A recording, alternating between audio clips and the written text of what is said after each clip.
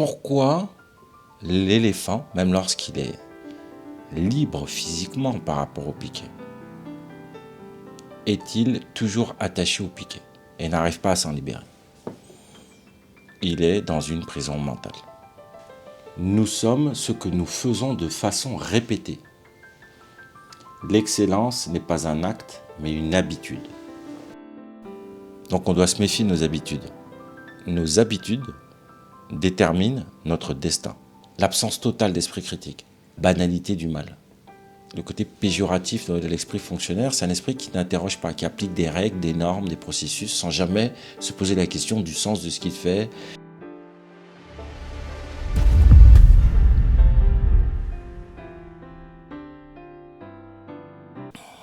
Alors bonjour à tous, aujourd'hui nous allons parler de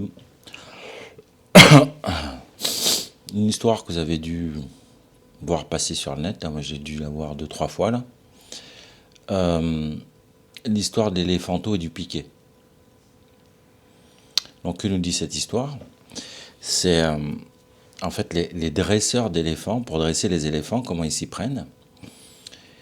Lorsqu'un éléphanteau naît, donc un nouveau-né éléphant, ils le prennent et ils l'attachent à un piquet. Donc ils mettent une cordelette là à sa jambe, puis ils attachent au piquet. Donc il a plus ou moins de distance là par rapport au piquet, puis il est là. Donc l'éléphanteau, il va essayer de se détacher du piquet, il va essayer de partir, puis à chaque fois il va se rendre compte qu'il n'y arrive pas en fait. Et il va faire cela plusieurs fois de manière répétitive, plus ou moins longtemps, jusqu'à ce qu'il se décourage et qu'il assimile le fait que le piquet est plus fort que lui et que lorsqu'il est attaché au piquet, il ne peut pas bouger en fait, il ne peut pas aller plus loin que le piquet. Et il va l'assimiler de manière complètement convaincante en fait, au point où, même lorsqu'il sera plus grand, quand il va devenir un éléphant, donc avec toute la puissance d'un éléphant, on sera toujours capable, juste avec une cordelette, de l'attacher au piquet, puis l'éléphant ne bougera pas. Toujours convaincu qu'il n'est pas capable de se libérer du piquet, que le piquet est plus fort que lui.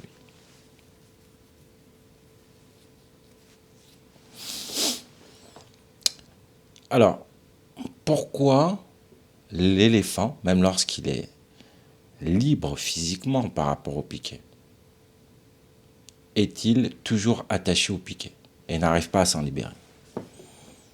Il est dans une prison mentale. Donc il n'est pas attaché au piquet physiquement, mais c'est mentalement qu'il est attaché au piquet. Et comment cela a été rendu possible? C'est grâce donc à la force de la répétition et de l'habitude. Donc le philosophe Will Durant, qui essayait donc par une phrase très synthétique de synthétiser la pensée d'Aristote, a dit ceci: nous sommes ce que nous faisons de façon répétée. L'excellence n'est pas un acte, mais une habitude. Donc on doit se méfier de nos habitudes. Parce que nos habitudes déterminent notre destin, notre devenir et ce que nous sommes. C'est ce que dit Will Durant. Donc l'éléphant, après avoir répété des centaines et des centaines de fois le fait qu'il ne pouvait pas se libérer de son piquet, et en plus quand il était jeune, l'a intégré dans son subconscient, et pour lui, il ne peut pas se libérer du piquet. Voilà la première raison pour laquelle il n'arrive pas à se libérer du piquet, même lorsqu'il a la force physique de s'en libérer. Deuxième chose, on comprend que l'asservissement de l'éléphant au piquet est un asservissement illusoire, qui n'est pas réel, parce que physiquement, il peut s'arracher du piquet. C'est un asservissement mental, c'est son esprit qui est pollué, donc on va dire spirituel. C'est dans sa tête qu'il est enfermé. Dans la réalité, il ne l'est pas du tout. S'il avait conscience que le piquet était moins fort que lui, il partirait en 2 secondes. Il n'en a pas conscience. Donc, cette force de l'habitus, on le retrouve dans... il y a plein de références. Il y a par exemple Bruce Lee qui disait j'ai moins peur d'une personne capable de mettre 1000 coups une fois. Okay, imaginons, il lève son pied là, 1000 fois, 1000 coups, il fait 1000 coups comme ça en une fois. J'ai moins peur de celui-là que de celui qui est capable de faire 1000 fois un coup. Donc la nuance est subtile. Tous les jours, il fait un coup. Tous les jours. Tous les jours. La répétition dans le temps a servi complètement l'esprit et créé une habitude. Et ça a double sens. Tu peux créer des habitudes vertueuses comme des habitudes vicieuses. Si tu répètes, au bout d'un moment, ça devient comme une seconde nature. Tu deviens prisonnier de cela. Le deuxième élément qui a servi l'éléphant, c'est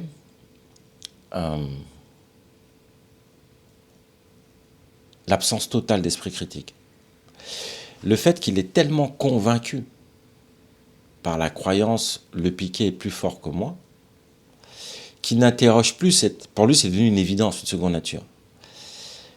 C'est pour ça qu'on dit que tes ennemis sont vraiment au plus proche de toi-même. C'est ce que tu fais tellement par habitude que tu ne te rends pas compte en fait. Tu ne te rends pas compte de ce qui te nuit vraiment. C'est très très proche en fait, très intime, tu l'interroges plus, c'est une évidence. Ben là, la disparition de tout esprit critique, parce que si l'éléphant, quand il devenait adulte, se réinterroge, mais au fait, le piquet, là, je peux retenter ma chance, bah, immédiatement, il se rend compte que bah, non, il a jamais été en fait emprisonné par le piquet. Mais là, il ne réinterroge plus. Et ça fait penser à Hannah Arendt, avec son livre Ex-Man à Jérusalem, où elle essaye de comprendre quelle est l'origine du mal, comment des personnes ont pu faire des choses aussi horribles. Et puis, elle a, de cette étude, elle est sortie avec une phrase célèbre où elle parle de la banalité du mal. On s'attend à voir Ex-Man un monstre, une espèce de démon hors norme, avec une espèce de folie comme ça. Mais alors, pas du tout. Elle a vu un homme qui ressemblait absolument à rien, non. Il n'avait pas d'envergure, pas de charisme, rien. Pourtant, c'est lui qui s'occupait de la logistique des trains. Il était quand même bien dans le système. Mais elle a découvert en fait qu'il avait juste un esprit, ce qu'elle appelait un esprit fonctionnaire. Le côté péjoratif de l'esprit fonctionnaire, c'est un esprit qui n'interroge pas, qui applique des règles, des normes, des processus, sans jamais se poser la question du sens de ce qu'il fait, de la valeur de ce qu'il fait, et puis de l'optimisation peut-être de ce qu'il fait, de réinterroger en fait. Non, il n'interroge pas.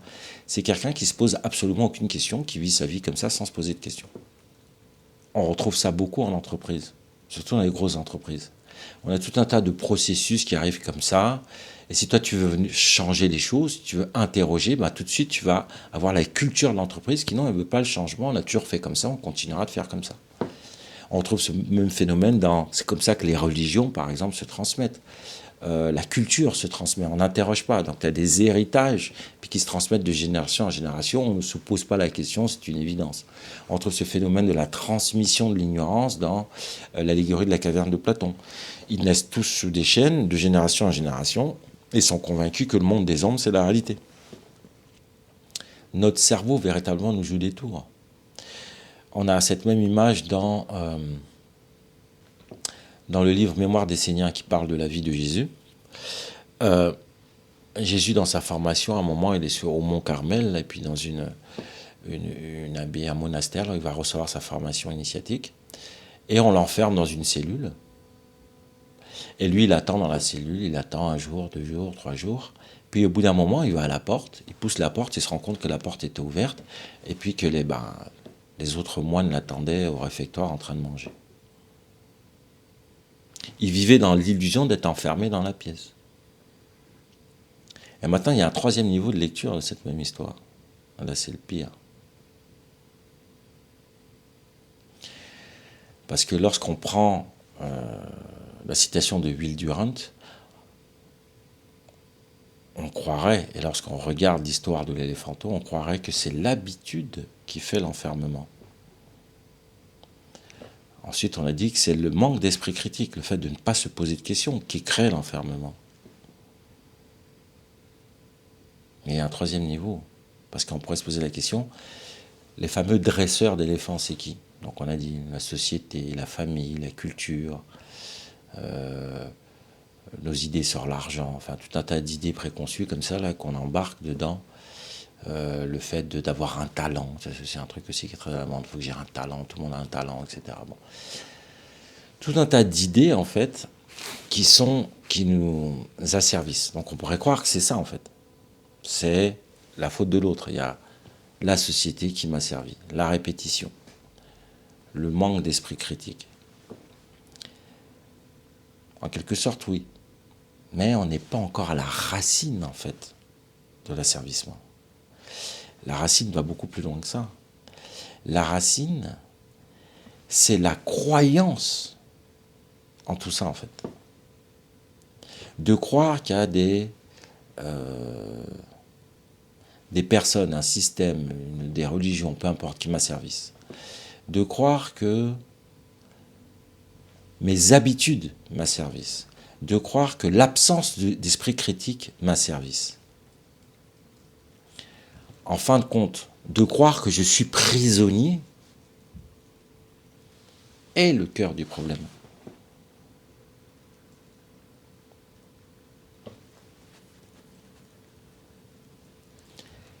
Qui vous a dit que vous étiez prisonnier, en fait? Qui a dit à l'éléphant, t'es prisonnier? Personne. C'est lui qui s'est raconté cette histoire-là. Aucune habitude, même la pire des répétitions que tu fais tous les jours, ne peut t'obliger à croire que tu es enfermé. Ça ne suffit pas. Donc au final, c'est notre propre liberté qui nous enferme. Notre propre pouvoir de création, lorsqu'il n'est pas compris et conscientisé, qui nous enferme. Nous créons nous-mêmes, en imagination, notre propre prison. Nous sommes les seuls responsables de notre prison. C'est nous qui la créons. Ce n'est pas l'habitude, ce n'est pas des monstres extérieurs qui nous asservissent, la culture, la religion. Ce n'est pas le manque d'esprit critique. C'est notre propre pouvoir créateur qui crée la prison. Donc c'est nous-mêmes. Et l'ignorance de ce pouvoir, la non-connaissance de ce pouvoir, donc tu combines un pouvoir que tu ignores et tu te retrouves en prison. C'est pour ça que chez K-Expertise, nous pensons que la connaissance de nous-mêmes, c'est la clé en fait. C'est la clé de la libération. C'est de comprendre qui nous sommes. Et quand nous comprenons qui nous sommes, nous comprenons immédiatement que nous n'avons jamais été en prison. Qu'il n'y a pas de paradis à aller chercher, il n'y a pas à se libérer par aller où que ce soit. Nous ne sommes pas enfermés. Tu ne peux pas te libérer d'une prison imaginaire. Elle n'existe pas en fait. Il faut juste que tu comprennes que tu vis dans une illusion que tu as toi-même créée.